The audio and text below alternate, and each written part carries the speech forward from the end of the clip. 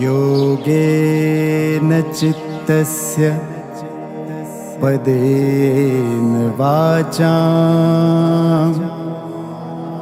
मलं शरीरस्य च वैद्यकेन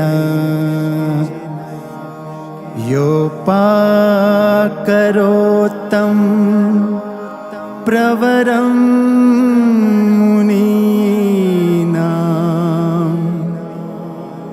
पतञ्जलिं प्राञ्जलिरान्तोऽस्मि।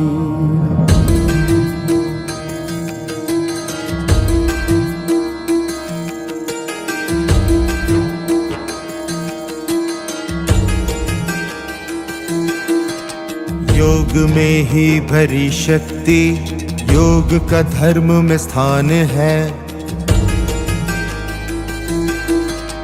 योग में है भरी शक्ति, योग का धर्म में स्थान है। योग से संस्कृति उज्ज्वल, वेद में इसका प्रमाण है। योग से देह की शुद्धि है, योग से मन अनुशासित है। योग से आत्मा निर्मल है, योग ही तो सुख कारक है।